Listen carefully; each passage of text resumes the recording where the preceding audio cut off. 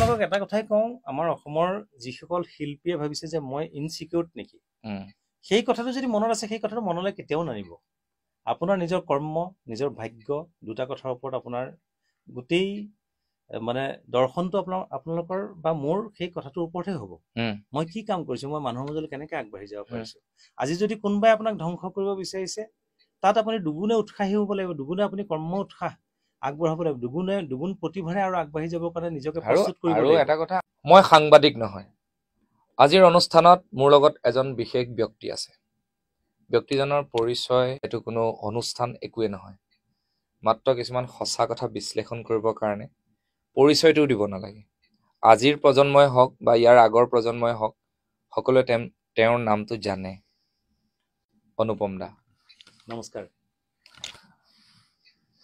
জীৱনৰ ইমান কাম কৰিলে, হয়, বহুত কাম, আপোনাৰ গান এই ষ্টুডিঅ'তে, ইয়াৰ পৰাই বহুত কণ্ঠশিল্পী হয় বা মিউজিক ডাইৰেক্টৰ হ'বলৈ ওলাই গুচি গ'ল এই ঘৰটোৰ পৰাই। হয়, এই ঘৰটোৰ এটা সৌন্দৰ্যতা আছে।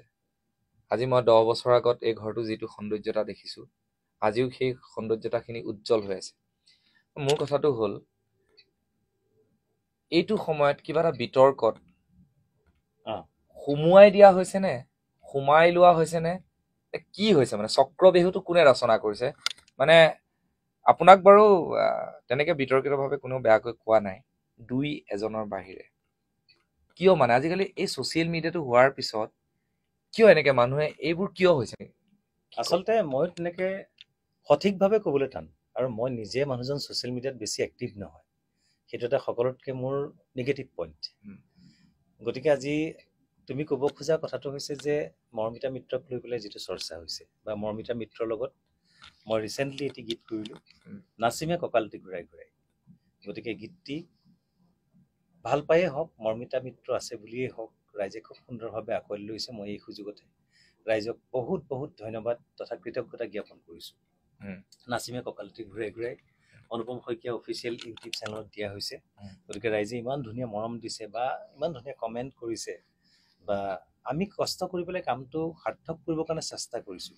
এখন ছবি প্ৰযোজকৰ যিদৰে এটা এটা কেৰেক্টাৰক লৈ পেলাই এটা এটা সপোন থাকে, আমিও যেতিয়া এজ এ মিউজিক ডাইৰেক্টৰ কাম কৰোঁ, তেতিয়া গীতটো কোনে গালে ভাল হ'ব, কেনেকৈ গালে ভাল হ'ব, সেই কথাবিলাক আমি চিন্তা কৰি পেলাই কামখিনিত আগবাঢ়োঁ। যেনেকৈ ছাপ'জ আজি জুবিন গাৰ্গ, তেখেতক মই 400-500 গীত গোৱাইছোঁ।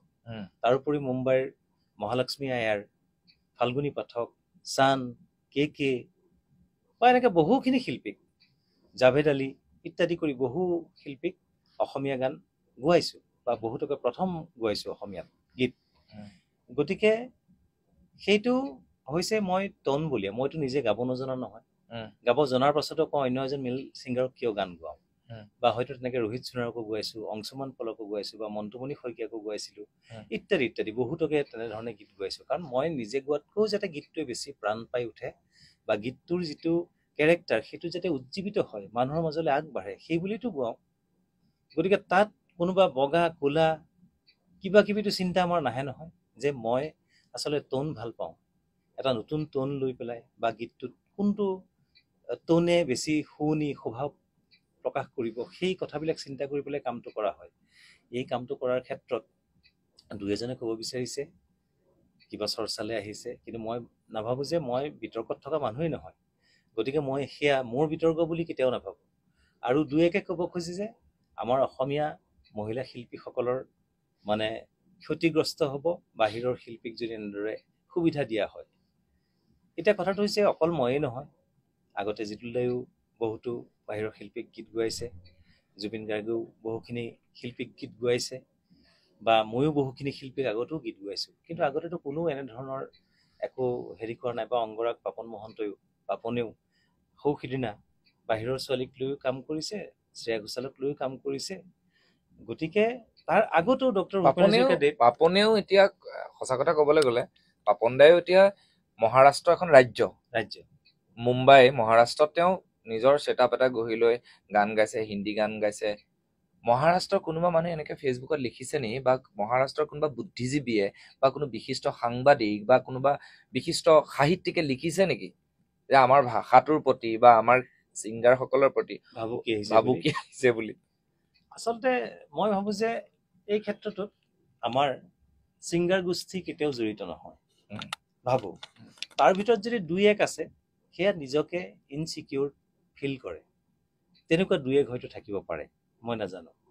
কিন্তু কথাটো হৈছে কি যে যিসকল চিকিউৰ, ছাপ'জ আজি মই ভিতালীৰ ছোৱালীজনীৰ কথাই ক'লোঁ, কমলিকা নিজৰ জেগাত অটল, মানে গতিকে তাই কোনোবা আহিছে নাহিছে তাই সেইটো মেটাৰ নকৰে, তেনেকুৱা বহুতো শিল্পী আৰু আছে।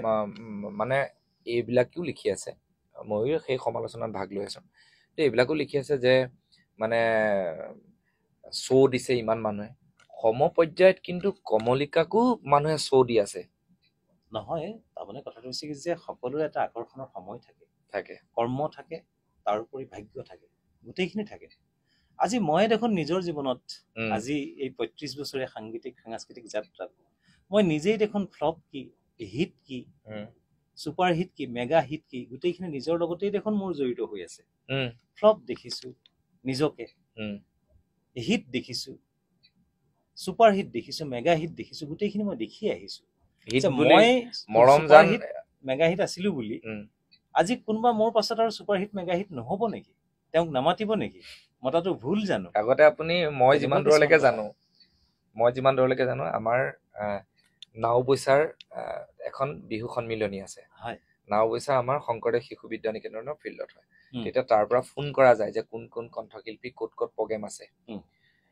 আপোনাক যিবাৰ ফোন কৰিছে তেতিয়া মই অলপ ডাঙৰ হৈছো, তেতিয়া আপুনি কৈছে যে মোৰ শ্ব' মানে বহুত আছে, এইবাৰ নোৱাৰো দিয়া, নেক্সট বাৰ যাম, হয়নে? ঠিক সেই যিখিনি মুহূৰ্ত, মই সেই মুহূৰ্তৰ পৰা অনুপম শইকীয়াক চিনি পাওঁ, সেইকাৰণে আপোনাৰ প্ৰতি শ্ৰদ্ধাটো মোৰ বেলেগ। গতিকে এই যে ইমান শ্ব' আছিলে, মে'ৰ লাষ্টলৈকে আপোনালোকে শ্ব' কৰে ধৰকচোন, বা এতিয়াতো আপোনাৰ তেনেকুৱা মে'ৰ লাষ্টলৈকে নহয়, গোটেই মাহটো আপোনাৰ শ্ব' হয়, এপ্ৰিল মাহটো আপোনাৰ গোটেই শ্ব' হয়। কিন্তু আগৰ যিটো ক্ৰেজ, আপুনি সেইখিনি সমাজক দি আহিল। আপুনি এতিয়া আদৰ্শ হিচাপে বেলেগ এজন কণ্ঠশিল্পীয়ে আপোনাৰ ওচৰত গান শিকিব আহিছে, আপোনাৰ পৰা মিউজিক শিকিছে, আপুনি এজন জ্যেষ্ঠ শিল্পী এতিয়া, হয়নে? আপুনি যদি ভাবে যে মই সৰু চেঙেলীয়া ল'ৰা এটাৰ দৰে মই ৰাতিয়ে দিনে প্ৰগ্ৰেম কৰিম, সেইটোতো নহ'ব। আপুনি চব প্ৰগ্ৰেমতো যাব নোৱাৰে। তাৰোপৰি কথাটো হৈছে কি যে মই সদায় কওঁ যে সংস্কৃতিটো বহুত নৈৰ নিচিনা, এই পুৰণা ঢৌটো পাৰ হৈ যাব, নতুন ঢৌ আহিব, পুৰণা ঢৌ পাৰ হৈ যাব, গতিকে এটা ৱেভত চলি থাকে। গতিকে যেতিয়া যিটো সময় যাৰ লগত খাটে, যিটো সময়ত যোনজন যোগ্য বুলি ৰাইজে বিবেচনা কৰে, তেওঁকে বেছিকে প্ৰগ্ৰামলৈ মাতিব। তাত মই কিবা আক্ষেপ কৰিবলৈ কথা আছে নেকি? বা মোৰ পাবলগীয়া কি আছে, হেৰুৱাবলগীয়া কি আছে? আমি ধৰক এখন চিৰিয়েল কৰি আছো, একেটা চেনেলতে দুখন চিৰিয়েল চলি আছে, কোনোবা এখনৰ TRP হাই, মানে মানুহে বেছিকে চাইছে। এতিয়া মই এনেকুৱা ভাবিব লাগিব নেকি যে মই কি হৈ গলো, একো নাই নেকি মোৰ? সেইটো এটা কথা যে মই দেখিছো কোনোবা জ্যেষ্ঠ ব্যক্তিও তাৰমানে এনেধৰণে ছ'চিয়েল মিডিয়াত বা হোৱাটছআপ গ্ৰুপত এনেধৰণে লিখি দিয়ে যে এইবাৰ আমাৰ মহিলা কণ্ঠশিল্পীসকলৰ মুদা মৰিল। আৰু মোৰ এই কথাটো বৰ বেয়া লগা কথা। সেইখিনি বিষয়ে মই কথা পাতিম আপোনাৰ লগত। ফেচবুকত কিছুমান মানুহ আছে, ফেচবুক বুদ্ধিজীৱী, সমাজ বুদ্ধিজীৱী, আজিকালি বুদ্ধিজীৱীৰ সংখ্যা নাইকিয়া হ'ল। এতিয়া হয়তো মোকো সমালোচনা কৰিব পাৰে এইটো থকাৰ কাৰণে, সেইটো আচলতে চাউণ্ডটো পাবৰ কাৰণে। বৈকুণ্ঠ প্ৰিন্স মুক্ত কণ্ঠ সঁচা আৰু স্পষ্ট, ই কেতিয়াও ভয় নকৰে। আৰু মই সংবাদদাতা নহয়, মই আপোনাক প্ৰথমে কৈছো, মই সাংবাদিক নহয়, মই এজন অভিনেতা। কিন্তু মোৰ মন যায় যে কেতিয়াবা মই ফিল কৰো মানুহে এনেকুৱাকে কিছুমান কথা ফেচবুকত লিখি দিয়ে, যিবোৰ কথাৰ উত্তৰ কোনোবাই বিচাৰি নাহে। মই ভাবিছো যে সেই উত্তৰটো বিচাৰিম। এজন বিশিষ্ট ব্যক্তিয়ে ফেচবুকত লিখা কথাবোৰ আপোনাৰ কেতিয়াবা অন্তৰত লাগে নেকি?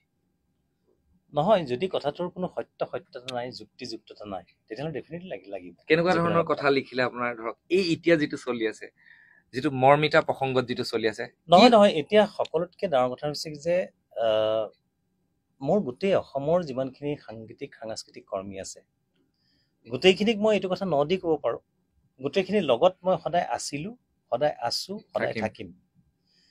আৰু মোৰ সাধ্য অনুসৰি সহায় কৰিব যদি কিবা কাৰণত মই নোৱাৰো, সাহস হিচাপে সদায় প্ৰত্যেকজনৰ লগত কাষত থিয় দি থাকিম।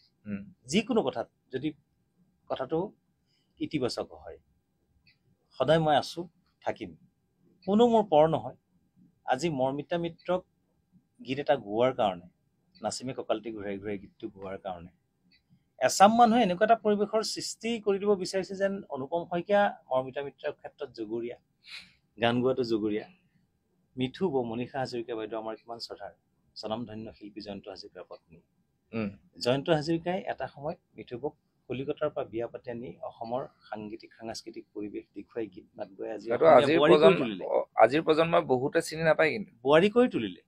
সেইটো কি জয়ন্ত হাজৰিকাৰ ভুল আছিল নেকি? আৰু মইতো আজি মৰমিতা মিত্ৰক গান গোৱা নাই নহয়। 1999 চনতেই চান কে ফাল্গুনী পাঠক, মহালক্ষ্মী আইৰ সাধনা স্বৰ্গম 1999 চনৰ পৰা গতানুগতিকভাৱে গৈ আহিছো বহুত এলবামৰ গীত। এই যে মানুহৰ মাজত যে জুই একুৰা জ্বলাই দিয়া হয় সময়ে সময়ে, এই এতিয়া যিটো ট্ৰেণ্ড বুলি কয়, ট্ৰেণ্ডিং, আচলতে ট্ৰেণ্ডিং হ'ব লাগিছিলে ক'ত, হৈছে ক'ত? বহু কণ্ঠশিল্পীয়ে লিখি থৈ গৈছে, আমি কৰিব লাগে কি, লাগিব লাগে কিহত, লাগি আছো কিহত, এনেকুৱা কথাবোৰ হৈছে। আমি লাগিব লাগে যিটো বিষয়ত, সেইটোত নাই লগা। আজি সেই ছোৱালীজনী বংগৰ কন্যা, আৰু বংগৰ কন্যা নামৰ এটা হেৰি দি লোৱা হৈছে হা। বংগত অগণন কন্যা আছে, কিন্তু ইয়াত এটা মানে বিশেষণ এটা দি লোৱা হৈছে যে বংগৰ কন্যা, অসমত আমুক কৰিব তামুক কৰিব। কোনোবা ফেচবুক বুদ্ধিজীৱী হওক বা সাংস্কৃতিক বুদ্ধিজীৱী হওক লিখি আছে যে এইবাৰ মহিলা কণ্ঠশিল্পীসকলে মানে কাৰণে বহুত বেয়া দিন আহিছে। এই কথাবোৰ হয় জানো? কিমান অনুষ্ঠান হয় আপুনি ভাবকচোন, কিমান অনুষ্ঠান? 2000 মই এটা কথা কৈছো, মই সেই অনুষ্ঠানৰ কথা নাযাওঁ, কিন্তু কোনোবা বুদ্ধিজীৱীয়ে, কোনোবা আমাৰ বিশিষ্ট ব্যক্তি বুলি ভবা ব্যক্তিসকলে যদি আমাৰ মহিলা কণ্ঠশিল্পীসকলক বা শিল্পীসকলক এনেধৰণে ঠাট্টা কৰে, সেইটো বৰ দুৰ্ভাগ্যজনক আৰু দুখৰ কথা। কিয় দুখৰ কথা বা দুৰ্ভাগ্যজনক বুলি কৈছো? আমাৰ মহিলা কণ্ঠশিল্পী বা অসমৰ মুঠৰ ওপৰত কণ্ঠশিল্পীয়ে বহুখিনি কৰি থৈছে। ইমান দুৰ্বল যেতিয়া, ইমান দুৰ্বল মনৰ নহয় যে কোনোবা এগৰাকী আহি পেলাই সোমাই সেইসকলক ধ্বংস নোৱাৰে, 100% নোৱাৰে। কথাটো সেইটো। আৰু আজি যদি আমাক বাংলাদেশে খেদি আহে, আজি এজন গণতান্ত্ৰিক নাগৰিক হিচাপে অসমীয়াই যদি বাকীখিনি অসমীয়াক কয় যে পলা পলা পলা, তেতিয়াহ'লে সেইজন অসমীয়াৰ মূল্য কি থাকিল? সেইজনৰ কথাৰ মূল্য কি থাকিল? আমি কি কৰিব লাগিব? আমি সাহস দিব লাগিব যে আমি সকলো অসমীয়া একত্ৰিত হৈ পেলাই অসমখন বচাব লাগিব, আমি বাংলাদেশে খেদিব লাগিব। ইয়াত কি কৰা হৈছে? ইয়াত চবকে ভয় খুওৱা হৈছে, মহিলা কণ্ঠশিল্পীসকলক ভয় খুওৱা হৈছে। আৰে দুগুণে উৎসাহিত কৰিব লাগে যে বাহিৰৰ শিল্পী এগৰাকী আহি পেলাই যদি অসমত ইমানখিনি থিতাপি অৰ্জন কৰি ইমানখিনি চৰ্চাৰ মাজলৈ আহিব পাৰে বা ইমানখিনি ৰাইজক আপন কৰি তুলিব পাৰে, আমাৰ অসমীয়া আৰ্টিষ্টে কিয় নোৱাৰিব? সেইবিলাক কৰি থৈ অহাটো উদাহৰণ আছেই। আজি আৰু দুগুণে তোমালোকে নিজৰ প্ৰতিভাক আগুৱাই নিয়াৰ ক্ষেত্ৰত আৰু এটা কথা, এজনী ছোৱালীয়ে এখন অনুষ্ঠানলৈ যাব, একেলগে দুভাগ হয়তো 3খন অনুষ্ঠানলৈ যাব নোৱাৰে। আমাৰ ইয়াত কিমান ধুনীয়া ধুনীয়া কণ্ঠশিল্পী আছে যাৰ গান আমি শুনি আছো। মই নাম কব বিচৰা নাই, কাৰণ নাম কৈ শেষ নহয় আমাৰ কণ্ঠশিল্পীসকল, হয়নে? সকলোবিলাক আমি বাই ভনীৰ নিচিনা। এতিয়া এই কথাটো যদি, এই যিটো সৃষ্টি কৰা হৈছে অসমত, যে অসমলৈ বাহিৰা মানুহ গলে এনেকুৱা হয়, কাইলৈ যদি মুম্বাইত যদি আৰম্ভ হৈ যায় এইটো বয়কট, কাইলৈ যদি কলকাতাত বয়কট ষ্টাৰ্ট হৈ যায়, কাইলৈ যদি আমাৰ যিগৰাকী কি আছিলে ভোজপুৰী গান যে গায় কল্পনা পাটোৱাৰী, তাত যদি মানে বয়কট আৰম্ভ হৈ যায়, কি তেওঁলোক তালি টোপোলা বান্ধি অসমলৈ ঘূৰি আহিব? তাকেতো নহয়। আচলতে আমি নিজৰ কামত মনোনিৱেশ কৰিব লাগে, আমি কৰ্মত মনোনিৱেশ কৰিব লাগে। বেলেগৰ দুখ গুণ খুচৰি ফুৰি আপুনি ভাবে নেকি মানে দুখ গুণ খুচৰা ব্যক্তিসকল জীৱনত ফ্ৰাষ্ট্ৰেশ্যন, ক'ৰবাত সফল হ'ব পৰা নাই, সেইবোৰ মানুহে কিন্তু এনেই সমাজৰ কথা কৈছো দেই, দুখ গুণ বেছি খুচৰাৰ নিচিনা অনুমান হয়। ডেফিনেটলি। কাৰণ কিয়, মই বেছিকে পৰচৰ্চা কৰি থাকিবলৈ মোৰ সময়ো থাকিব লাগিব। একজেক্টলি। গতিকে মোৰ সময় যিহেতু যিজন মানুহৰ বেছিকে থাকে, তেওঁ পৰচৰ্চা বেছিকে কৰি থাকিব পাৰিব। যাৰ সময়ৰ অভাৱ, আজি এ আৰ ৰহমানে এইবিলাক কথালৈ ব্যস্ত থাকিব পাৰিব জানো? আজি অৰিজিত সিঙে এইবিলাক কথালৈ ব্যস্ত থাকিব পাৰিব জানো? কথাটো কৈছো। গতিকে তেনেকুৱা কথা, প্ৰতিভাক জানো কোনোবাই এনেকে ৰাখিব পাৰিব বুলি ভাবে আপুনি? কেতিয়াও নোৱাৰে। প্ৰতিভাক কেতিয়াও যদি জ্বলা জুইত ঢাকিবলৈ যদি আকৌ তাত কিবা দিয়া হয়, সি বেছিকে দপদপাই জ্বলিব। আৰু সেই অৱস্থাটো আজি মৰমিতাৰ হৈছে। আমাৰ মানুহে যিমান তেওঁক সমালোচনা কৰিবলৈ, মোৰ এনেকুৱা এটা অনুমান হৈ আছে, মোৰ আৰু এটা এনেকুৱা অনুমান হৈ আছে, যিবোৰে বেছিকে লিখি আছে মৰমিতা মিত্ৰৰ লগত কথা পাতি মৰ্মিতা মিত্ৰক এখন ধুনীয়া প্লেটফৰ্ম দিয়াৰ কাৰণে ব্যৱস্থা কৰি আছে যেন অনুমান হৈছে, বিশেষ সূত্ৰৰ খবৰ আহিছে। হয় গতিকে বেয়াৰ চলেৰে তেওঁক অনুষ্ঠান দিবলৈ বা তেওঁক আগবঢ়াই নিয়াৰ এটা মানে সাংঘাতিক ধৰণৰ পৰিকল্পনা ষড়যন্ত্ৰ ৰচনা কৰিছে যেন অনুমান হৈছে, যিটো আমাৰ বহু কণ্ঠশিল্পীয়ে হয়তো বুজি পোৱা নাই, এনেকুৱা অনুমান হয়। মানে মই সেইবিলাক বিষয়ে একো নাজানো, মই নিজৰ কামত বৰ্তি থকা মানুহ। মই কৈছোঁ যে মই ছ'চিয়েল মিডিয়াটো বহুত এক্টিভ নহয়, যিটো কাৰণে মই নিজে অনুষ্ঠান এখন কৰিবলৈ গ'লে মই কেতিয়াও নিজে আপলোডেই দি নাপাওঁ। ফেচবুক বা কিহবাত ষ্টৰিত লগাই দিলেও নিপুৱে মোক ক'ব যে মোবাইলটো দিয়ক, মই ষ্টৰিত লগাই দিওঁ, আপুনি আহিছে বুলি মানুহখিনি গম পাব লাগিব। গতিকে মই তেনেকুৱা, কোনোবাই বাইট এটা বিচাৰিছে, আজি তুমি আহিছা কাৰণে তোমাক মই লগ পাইছোঁ, তোমাক বিচাৰি কিন্তু মই মোৰ এটা ইণ্টাৰভিউ কৰা বুলি মই কেতিয়াও জীৱনত নকৰে। বা কোনোবা এখন অনুষ্ঠানত দাদা মোক মাতিব, কিন্তু বিহুৰ সময়ত মই কোনোবা বিশেষ ব্যক্তিক মানে কমিটিৰ ব্যক্তিক ফোন কৰি পেলাই তেওঁক এবাৰ মোৰ মনত পেলাই দিয়াৰ সেই মানসিকতা মোৰ নাই। কাৰণ মই হৈছে প্ৰকৃত কৰ্মী, গতিকে মোৰ প্ৰকৃতাৰ্থত যিসকলে ভাল পায় তেওঁলোকে বিচাৰিব, নিবিচাৰিলেও মোৰ আপত্তি নাই। সেইখিনি চেফটি জোনত মই কাম কৰি গৈছোঁ। আপোনাক অসমবাসীয়ে যিখিনি মৰম দিছে, আজি অনুপম শইকীয়াক আমি যেতিয়া সৰুৰ পৰা চিনি পাওঁ, আমি যেতিয়া ডাঙৰ হৈছো যে মাতিব লাগে অনুপম দা, কিয় সেই মনটো আহিছে যে আপোনাৰ ক'ৰবাত কিবা এটা ৰাইজে বিচাৰি পাইছে। এখন কমিটিয়ে যেতিয়া এজন কণ্ঠশিল্পীক মাতে বা এজন অভিনেতাক মাতে, আলোচনা হয় কাক মাতিম, কি কাৰণে মাতে, যে মানুহজনক মাত, কুল মানুহ এজন, ঠাণ্ডা মানুহ এজন, অনুষ্ঠান ধুনীয়াকে কৰে, যে ধুনীয়াকে গানকেইটা গাই শেষ কৰি থৈ যায়, সেইটোৱে হৈছে অনুষ্ঠানৰ মাদকতা। গতিকে মই আপোনাক আজি প্ৰায় 10 বছৰ আগত লগ পাইছোঁ, যিজন অনুপম শইকীয়া আজিও সেইজন অনুপম শইকীয়া। আপোনাক মই হিট টাইমতো লগ পাইছোঁ, মানে বেয়া টাইমতো লগ পাইছোঁ, ভাল টাইমতো লগ পাইছোঁ, কিন্তু আপোনাৰ কোনো পৰিৱৰ্তন দেখা নাই। আৰু মোৰ এটা বস্তু ভাল লাগে, মই অনেষ্টলি কথা কোৱা মানুহ, মানে ভাল মানুহবিলাকৰ কেতিয়াও বেয়া নাহেই। নাই সেইটোৱে, মই তাৰমানে মোৰ জীৱনত বেয়া বুলি মই কেতিয়াও ভাবিবলৈ সময় নাপাওঁ দেখোন। বা মোৰনো কোনটো বেয়া, মইনো ক'ত অসুখী, মই নিজে সুখ গঢ়ি ল'ব জানো। গুৱাহাটীলৈ প্ৰথম যেতিয়া আহিছিলে কিমান টকা লৈ আহিছিলে আপুনি? মই 30 টকা লৈ আহিছিলোঁ গুৱাহাটীলৈ যেতিয়া প্ৰথম আহিছিলোঁ। তাকো সেই 30 টকাও কোনোবা প্ৰগ্ৰামত গান গাই 5 টকাকৈ সাঁচি পেলাই। সেই সময়ত 30 টকাটোৰ দাম আছিলে, কিন্তু দাম আছিলে সেইটো সময়ত 30 টকাৰ দাম আছিলে, মানে 20 টকামান গাড়ী ভাড়া। লখিমপুৰ বিহপুৰীয়াৰ পৰা। বিহপুৰীয়াত মই মামাহঁতৰ ঘৰত পঢ়া শুনা কৰিছিলোঁ ক্লাছ 2য় মানলৈকে। কিন্তু মোৰ অৰিজিনেল ঘৰ বিশ্বনাথ চাৰিআলি। 3য় শ্ৰেণীৰ পৰা মই বিশ্বনাথ চাৰিআলিত পঢ়িছোঁ। কিন্তু মই তোমাৰ এইটো অনুষ্ঠানৰ যোগেদি মই আমাৰ শিল্পীসকলক ক'ব খোজো যে সকলোবিলাক মোৰ একদম নিজৰ বাই ভনী ককাই ভাই নিচিনা। গতিকে কাৰো পক্ষত হৈ মই কথা ক'বলৈ কেতিয়াও যোৱা নাই বা নাযাওঁ। গতিকে মই টেলেণ্টটো বিচাৰি পেলাইহে যাওঁ।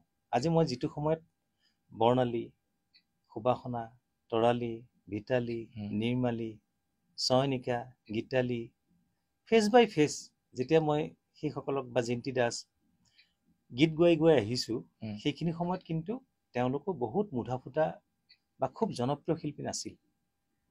তেওঁলোকৰ সেই কণ্ঠটো ব্যৱহাৰ কৰিছিলোঁ। কোনোবা বগা কোলা চাই পেলাই মই ব্যৱহাৰ কৰা নাছিলোঁ। কোনোবা জাতি ধৰ্ম চাই পেলাই মই ব্যৱহাৰ কোন জিলাৰ কোন অঞ্চলৰ চাই গানটোৱে কেনেধৰণে প্ৰাণ পাব পাৰে আৰু তাত কোনটো কণ্ঠ ব্যৱহাৰ কৰিম। গতিকে কণ্ঠটো এটা ইনষ্ট্ৰুমেণ্ট, মই সেই ইনষ্ট্ৰুমেণ্টটো ব্যৱহাৰ কৰিছোঁ। গতিকে ঠিক তেনেকৈ মৰ্মিতাৰ গীতটো আজি সেই মৰ্মিতাৰ ইনষ্ট্ৰুমেণ্টটো ব্যৱহাৰ কৰিছোঁ। গতিকে তাইক গোৱালো কাৰণে মোৰ বাকীখিনি পৰ হৈ গ'ল। কাৰোবাৰ প্ৰতি মোৰ ঈৰ্ষা আছে, কোনোবাৰ প্ৰতি মোৰ বেয়া ভাৱ আছে। আপুনি এনেকে গোৱাই থাকে গান, মানুহক মই যিমান দিন আহিছোঁ। আৰু এটা কাহিনী কওঁ তোমাক, মই এই গীতটি আচলতে মই কৰিবলৈ লৈছিলোঁ হিয়া মেধিৰ কাৰণে। আমাৰ সকলোৰে মৰমৰ হিয়া মেধি। হিয়াই মোক আমাৰ ষ্টুডিঅ'তে মাজে মাজে ৰেকৰ্ডিং কৰে, গান গাবলৈ আহে। এদিন মোক ক'লে যে এই গীতটো কৰিব বিচাৰোঁ, নাচিমে কঁকালটি ঘূৰাই ঘূৰাই। কিন্তু গীতটো হৈছে RMCৰ প্ৰডাকশ্যন হয়। গতিকে RMCৰ লগত যেতিয়া কথা বতৰা পাতিলোঁ, হিয়াৰ কাৰণে মই অলৰেডি প্ৰিলিমিনাৰী যিখিনি প্ৰিপেৰেশ্যন লাগে সেইখিনি কৰিলোঁ দেই। আগে পিছে সুৰ বনোৱা বা অকণমান মিলপাৰ এটাও থাকিব, কাৰণ তাই গানটো চলো গাব। 3 বছৰমান আগৰ কথা।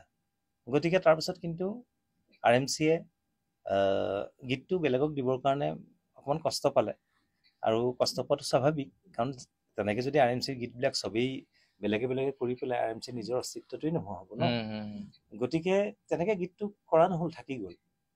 2025 বৰ্ষত, যিহেতু 25 বৰ্ষত 25 বছৰীয়া এটি গীতৰ উদযাপন কৰাৰ মোৰ হেঁপাহ জাগিল, যে এটা গীতৰ চিলভাৰ জুবলি হওক। কাৰণ মানুহৰ হয়,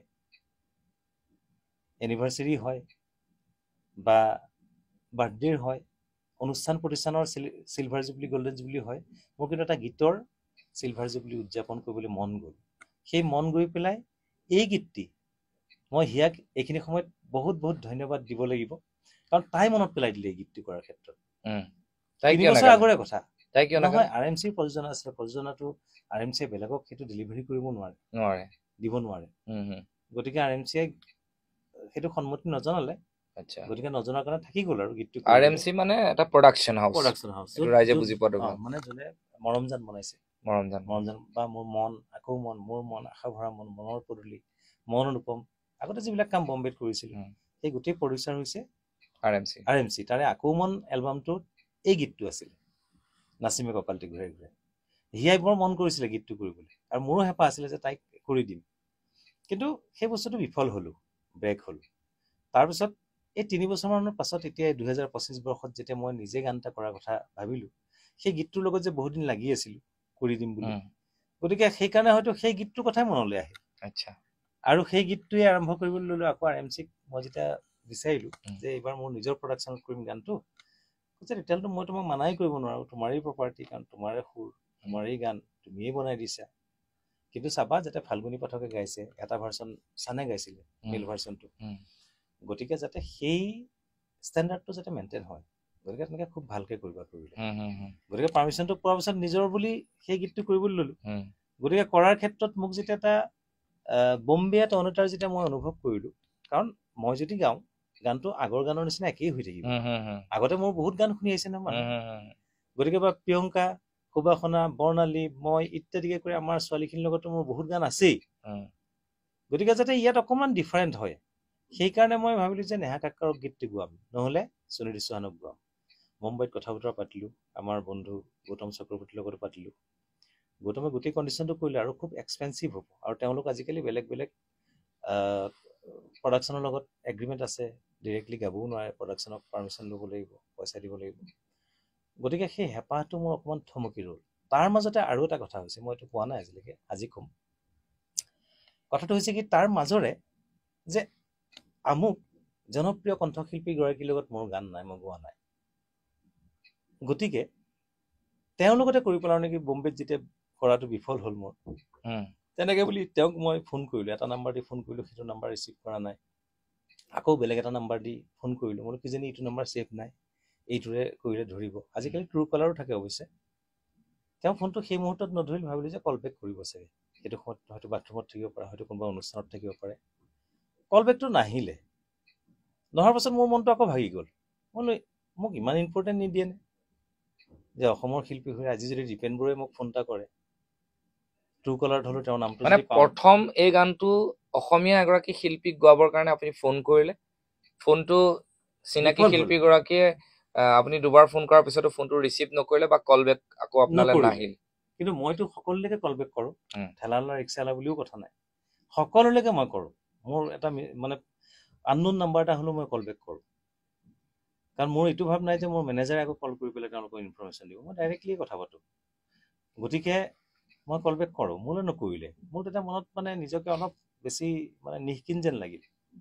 সেইটো অনুভৱ কিন্তু মোৰ হৈছে, কিন্তু তেওঁৰ প্ৰতি মোৰ বেয়া ভাৱ নাই দেই, যদি তেওঁ বুজিও পাইছে কাক কৈছোঁ। আৰু তেওঁৰ ইণ্ডিমেন টাইম মই এটা গান আকৌ কৃষ্ণমণি নাথে মোক আজি কেইবছৰমান আগতে সুধিলে যে মই গান এটা নতুনকৈ কৰিবলৈ লৈছোঁ, পুৰণি গান, গতিকে নতুন কাক গোৱালে ভাল হ'ব। মই ৰেফাৰেঞ্চ হিচাপে তেওঁক দিছোঁ। তেওঁ কৈছে মোৰ লগত চাহ চিনাকি নাই। মই কৈছোঁ যে ঠিক আছে, মই কথা বতৰা পাতি দিম, নাম্বাৰ চাম্বাৰো দি দিম, তোমাক কথা পাতি পেলাই কনফাৰ্ম কৰি পেলাই মই কৈ আছোঁ। তেওঁৰ লগত মই কথা পাতি কৃষ্ণমণি নাথৰ সেই গীতটো গাবলৈও তেওঁক মই এপ্ৰ'চ কৰি দিছোঁ, সেইটো কৰিছেও তেওঁলোকে। মোৰ ফোনটোত যেতিয়া কলবেকটো নাহিলে, তেতিয়া মোৰ মনে মনে অকণমান বেয়া লাগিলে। বেয়াটো এইটো কাৰণে লগা নাই যে মোৰ গীতটো নহ'ব বা কিবা হ'ব, সেইটো কাৰণে নহয়। আজি দীপেন বৰুৱাই বা জেপি দাই বা নমিতা ভট্টাচাৰ্য বাইদেউ, তেনেকুৱা সকলে যেতিয়া আমাক ফোন কৰে, আমিতো ডেফিনেটলি এবাৰ কল বেক কৰিম ন। গতিকে সেই কল বেকটো যদি তেওঁৰ লগত মোৰ কোনো ধৰণৰ বেয়া পোৱা পুৰি নাই, বা আজিও মই বেয়া পাই থকা নাই সেইটো কথালৈ। আপুনি বেয়া নাপায় বুলি মই জানো। কথাটোহে কৈছোঁ, মই প্ৰেক্টিকেল কথাটো কৈছোঁ যে প্ৰেক্টিকেলি কি হৈছে মানুহ। তেনেকুৱা সময়তে বলিউডৰ কথাটো নহ'ল, অসমৰ যিগৰাকী জনপ্ৰিয় কণ্ঠশিল্পীক মই গোৱাম বুলি ভাবিছিলোঁ, কাৰণ প্ৰিয়ংকা সুবাসনা আমি সেই গায়ে সকলোকে আছে। কৰিয়ে থাকোঁ, নকৰা এগৰাকীৰ লগত কৰিবলৈ মন, হুম, হুম, হুম। আৰু তেওঁ জনপ্ৰিয় হ'ব লাগিব, গীতটো কমাৰ্চিয়েলিও চলাব লাগিব ন। হুম, হুম, হুম। গতিকে সেই কথাটো বিফল হ'লো। তাৰপিছত তেনেকুৱা সময়তে বৰ্তমান সময়ত মৰমিতাৰ কথাটো চৰ্চালৈ আহিলে মৰমিতাৰ ভইচ শুনিলোঁ মই, জুবিন গাৰ্গৰ গানবিলাক বৰ ধুনীয়াকৈ গায়। উম, তেতিয়া মানে মই মৰমিতাৰ লগত যোগাযোগ কৰিলোঁ, আৰু সেইটো মোৰ ভাইটি এজনীৰ বোৱাৰী। তাইক যে বিয়া কৰাইছে অমিতে, মই সেইটো নাজানো, কিন্তু অমিতৰ লগত মোৰ বহুত পুৰণা চিনাকি। জানো এইটো অমিতৰ কোনোবা অনুষ্ঠানত কৈছে কোনোবা। অমিতৰ বিয়া খাবলৈ ইনফেক্ট মোক মাতিছে হুম, হা, আজিৰ পৰা 8 বছৰমান আগত। হুম, কাৰণ আজিৰ পৰা 15 বছৰ আগৰ পৰাই মোৰ ৱেষ্ট বেংগলৰ যিখিনি মিউজিচিয়ান সেইখিনিৰ লগত এটা খুব এটাচমেণ্ট আছে, কাৰণ সেই মিউজিচিয়ানসকলক প্ৰথম আনি অসমত মই মোৰ লগত প্ৰগ্ৰেম কৰোৱাইছিলোঁ। ইনফেক্ট ৱেষ্ট বেংগলৰ চাউণ্ডো প্ৰথম মই আনিছোঁ অসমত। হুম। গতিকে সেইটো সময়ত মই তেওঁলোকৰ লগত এটা এটাচমেণ্টত আছিলোঁ। ৱেষ্ট বেংগলৰ পৰাতো আগতে বহুত চাউণ্ড আহি প্ৰায়বিলাক ছিংগাৰে কাম সেইখিনি বহুত কৰিছিলে। পাছত, প্ৰথম মোৰ চাউণ্ডটোৱে পাছত দীক্ষিলৈ কৰিছে, তাৰপিছত তেতিয়াহ'লে তেনেকে ট্ৰেণ্ড এটা আৰম্ভ হৈছে, আৰু সেই ট্ৰেণ্ডটো আৰম্ভ কৰিলে আমাৰ সেইটো সময়ত আকৌ প্ৰতিবাদ নহ'ল কিন্তু। বুবু দীপংকৰ শইকীয়া। ফেচবুক থকা দিন প্ৰতিবাদ হ'লহেঁতেন যে গতিকে কলকাতাৰ পৰা চাউণ্ড কিয় আনিছে বুলি। গতিকে তেনেকুৱা কিছুমান কথা। এতিয়া কথাটো হৈছে কি, মানুহে যিসকলে লিখি থাকে তেওঁলোকে কথাটোৰ যিটো মূল মন্ত্ৰ বা যিটো আত্মিগুৰি সেইটো নুবুজাকৈ কিছুমান কথা ওপৰতে লিখি থাকে। মোৰ বেয়া লাগে সেইবিলাক বস্তু। গতিকে আজি একো নাই, কামটো আমি সদায় কৰি যাব লাগিব। আজি শালিকি পুৱাৰ ৰ'দালি দেখিলে তোমালৈ মোৰ মনত পৰে, ইমান ধুনীয়া গানটো জুবিন গাৰ্গে মহালক্ষ্মী আয়ৰক গাইছে। অসমত কি আৰ্টিষ্ট নাছিল নেকি? তেনেকে বুলি যদি মই ভাবো, বৰ্ণালী কলিতাই বৰণী উঠেৰে গীতটো জাভেদ আলীক গোৱাইছে, মই যদি ভাবো অসমত আৰ্টিষ্ট নাছিল নেকি? বৰ্ণালী কলিতাক মই ইমান গান গাই থৈছো, তাই এই গানটো মোক কিয় নোগোৱালে, গাবলৈ দিব নোৱাৰিলেহেঁতেন নেকি? এইটো জানো আমাৰ বাৰু চিন্তা হ'ব পাৰে? অসমীয়া জাতিৰ এইটো চিন্তা হ'ব নালাগে। অসমীয়া জাতিয়ে চিন্তা কৰিব লাগে আমাৰ স্বাৱলম্বী কেনে। চিন্তা হ'ব পাৰে? একজেক্টলি আমি ইমান সৰু সৰু কথা চিন্তা কৰি পেলাই যদি জাতিটোক আগুৱাই নিব খোজো, তেতিয়াহ'লে আমি কেনেকে জাতিটো আগবাঢ়িম বাৰু? গতিকে সাংস্কৃতিক কৰ্মী হিচাপে মোৰ আপোনালোকলৈ এটাই অনুৰোধ যে সকলোৱে আমি ঐক্যবদ্ধভাৱে কাম কৰিব লাগে, কাম কৰিব লাগে, আৰু সদায় কৰ্মত মনোনিৱেশ আৰু কৰিব শিল্পীৰ লাগে। কোনো বাউণ্ডাৰী নাথাকে, আচলতে নাথাকে, সীমা নাথাকে। নাথাকে। মই যিমান দূৰলৈকে বুজি পাওঁ, হয়। নো ডাউট আমাতকে ডাঙৰখিনিয়ে কিবা বেলেগো ভাবিব পাৰে, কিন্তু আমাৰ সূক্ষ্ম মগজুৱে যিটো বুজি পায়, বাৰু যিয়ে নহওক মানে